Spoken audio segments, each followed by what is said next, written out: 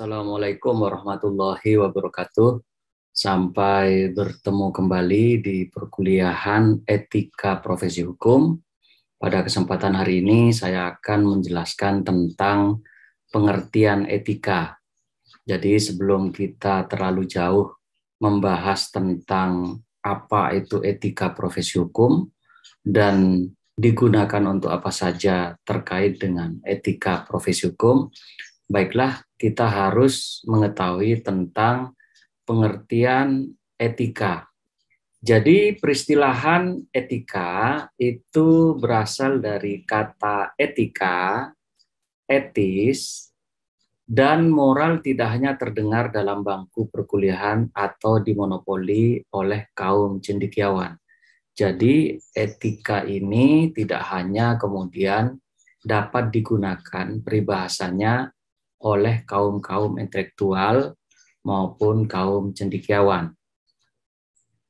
Dalam obrolan di warung kopi pun, atau obrolan di kendaraan umum, atau obrolan di keseharian kita, kata etika seringkali muncul atau bahkan diperdebatkan dan diperbincangkan oleh masyarakat pada umumnya. Apalagi kemudian kita tahu dalam beberapa surat kabar maupun majalah maupun surat-surat kabar lainnya, hampir setiap hari etika ini kemudian diperbincangkan atau dibicarakan oleh semua kalangan. Sehingga kemudian dari segi peristilahan, kata etika ini seringkali kita jumpai tidak hanya oleh kaum cendekiawan, kaum terpelajar, kaum terdidik, akan tetapi bagi kaum-kaum masyarakat pada umumnya, kata etika ini seringkali kita jumpai. Contoh dalam keseharian misalnya, kita tahu dalam dunia etika bisnis itu seringkali tidak mengedepankan etika, atau etika dalam dunia bisnis seringkali terjadi kemerosotan. Itu seringkali kita ketahui atau kita dapat jumpai dalam keseharian kita. Kemudian juga etika dan moral perlu ditegakkan. Kata-kata ini juga sering kita jumpai di lingkungan kita sehari-hari, sehingga kemudian kita dapat mengetahui tentang apa sesungguhnya arti dan makna dari etika dan moral tadi. Kemudian contoh yang ketiga juga sering kita dengar atau sering kita bicarakan adalah seringkali secara tidak langsung kita menyatakan atau orang lain menyatakan adalah tidak etis jika kemudian yang bersangkutan melakukan hal yang demikian. Itu seringkali kita dengar dalam keseharian kita. Kita juga sering dengar terkait dengan moral Pancasila. Dalam keseharian kita sering mendengar istilah apa itu sebenarnya moral Pancasila. Kemudian juga yang tidak kalah sering kita dengar adalah tentang etika pembangunan. Sehingga kemudian berdasarkan contoh-contoh yang saya uraikan di atas, pendek kata, etika tidak berfungsi dalam nuansa iseng dan remeh. Tapi sebaliknya, dalam konteks yang serius dan kadang-kadang malah sangat prinsipil, untuk itu apabila berbicara tentang etika dan moral, ternyata dimaksudkan untuk hal-hal yang penting.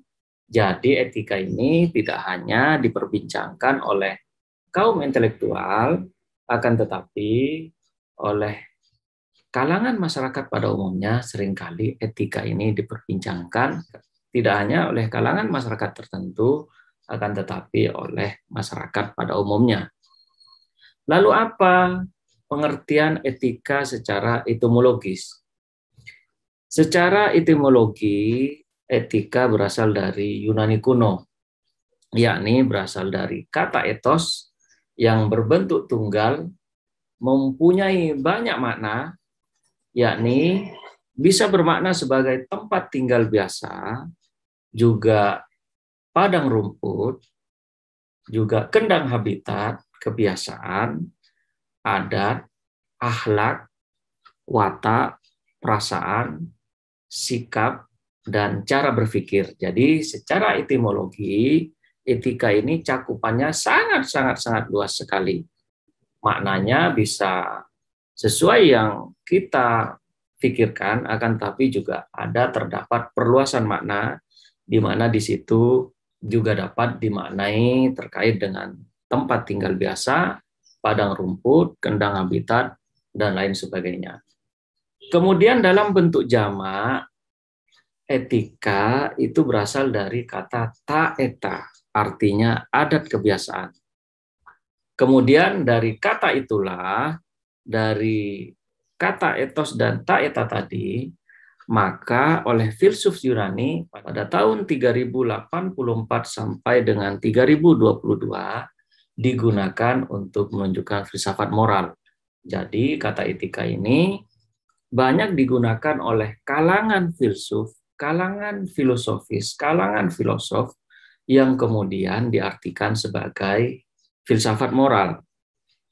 Jadi jika membatasi diri pada usul kata, maka etika berarti ilmu tentang apa yang biasa dilakukan atau ilmu tentang adat kebiasaan. Jadi apabila kita memahami terkait dengan pengertian kata etika tadi, maka dapat diartikan sebagai ilmu yang mempelajari tentang adat, istiadat, dan kebiasaan kita sehari-hari. Kemudian apabila kita melihat dari perspektif istilah modern, maka kata etika membahas konvensi-konvensi sosial yang ditemukan dalam masyarakat. Jadi hampir sama dengan pengertian berdasarkan asal-usul kata.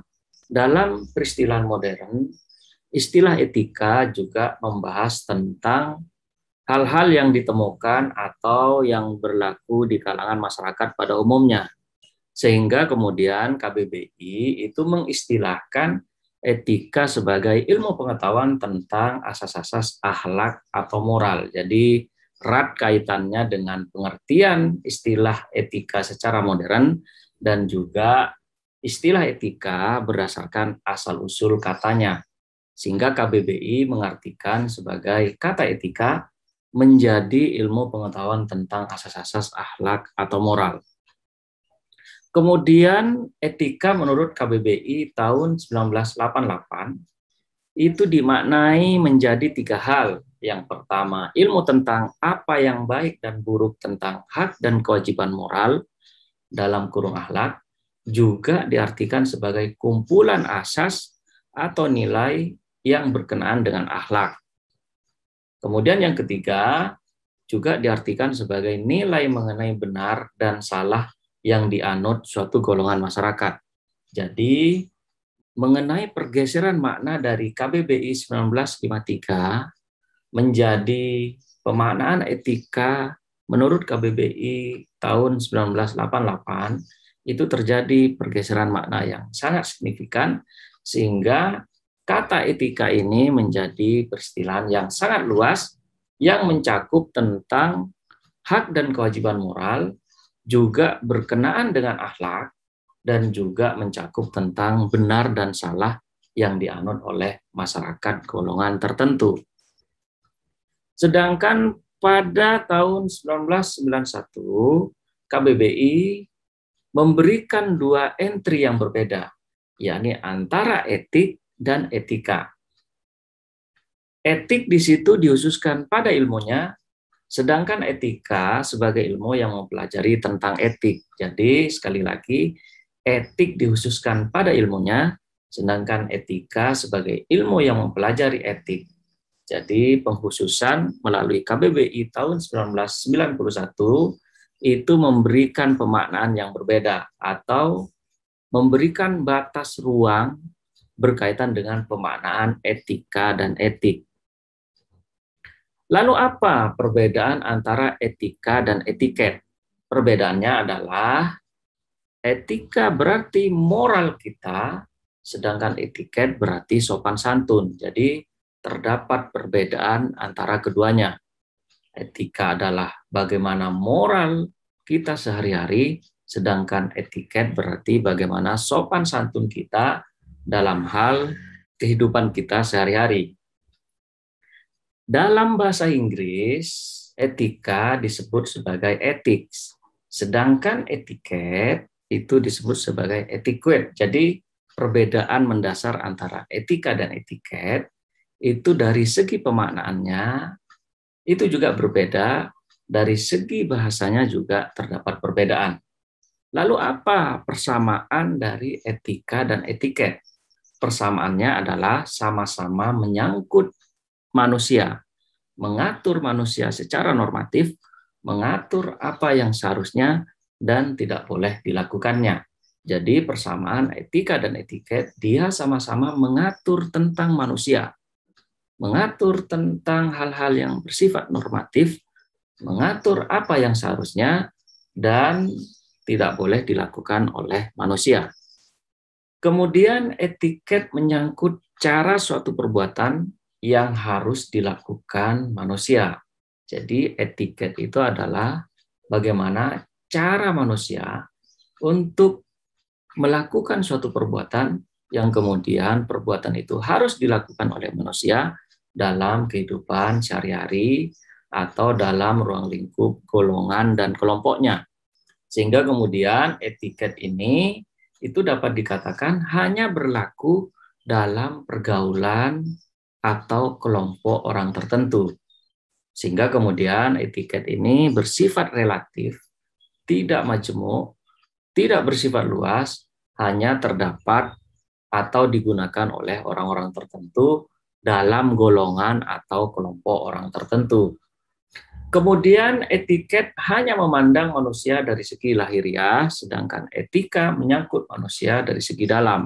Untuk itu kemudian etika itu sifatnya lebih luas daripada etiket, karena etika itu tidak terbatas pada orang tertentu, tidak terbatas pada ruang dan waktu, sedangkan etiket itu dibatasi oleh ruang, waktu, dan kelompok orang-orang tertentu dalam hal melaksanakan etika kehidupan sehari-hari.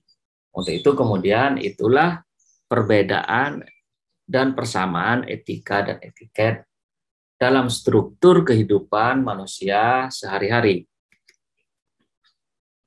Kemudian kita dapat mengelompokkan etika sebagai bagian dari cabang filsafat. Untuk itu kenapa kemudian etika ini menjadi sangat penting, karena dia sebagai cabang dari ilmu filsafat. Kriterianya apa? Kok kemudian etika itu dijadikan sebagai ilmu atau cabang dari filsafat? Kriterianya adalah di situ terdapat moralitas, di mana moralitas ini merupakan ciri khas dari manusia. Kalau bukan manusia, maka tentu tidak memiliki moral sebagaimana tidak dimiliki oleh makhluk-makhluk lainnya. Etika juga ilmu tentang moralitas, sehingga kemudian unsur-unsur etika ini merupakan bagian dari cabang filsafat yang mencakup dua hal. Yang pertama, tentang moralitas yang merupakan ciri khas manusia, sedangkan yang kedua, etika sebagai ilmu tentang moralitas, sehingga kemudian atas dasar itulah dapat dikelompokkan etika sebagai cabang dari filsafat, sehingga kemudian keduanya harus saling mengimbangi antara moralitas dan juga etika. Etika ini juga dibagi menjadi dua bagian. Yang pertama, etika deskriptif, sedangkan yang kedua, etika normatif. Etika deskriptif adalah tingkah laku moral secara luas. Contohnya adalah adat istiadat, kebiasaan, anggapan baik buruk, boleh dan tidak boleh. Sedangkan etika secara normatif itu berdasarkan tata norma atau tata aturan yang dibentuk oleh manusia. Contohnya misalnya yang bersifat umum, mereka tidak terbatas oleh ruang dan waktu, sedangkan yang bersifat khusus itu biasanya hanya berlaku untuk masyarakat tertentu. Sehingga kemudian berdasarkan pembagian etika ini, sebenarnya cakupan dari etika dapat berbentuk luas dan juga dapat berbentuk sempit. Inilah yang dapat saya sampaikan berkaitan dengan pengertian dan cakupan etika, sehingga diharapkan melalui pembahasan ini dapat mempermudah saudara untuk kemudian lebih memperjelas terkait dengan pengetahuan yang berhubungan dengan etika profesi hukum yang akan kita pelajari pada kesempatan pertemuan-pertemuan berikutnya. Baiklah, inilah yang dapat saya sampaikan. Saya ucapkan terima kasih. Kurang lebihnya mohon maaf. Assalamualaikum warahmatullahi wabarakatuh.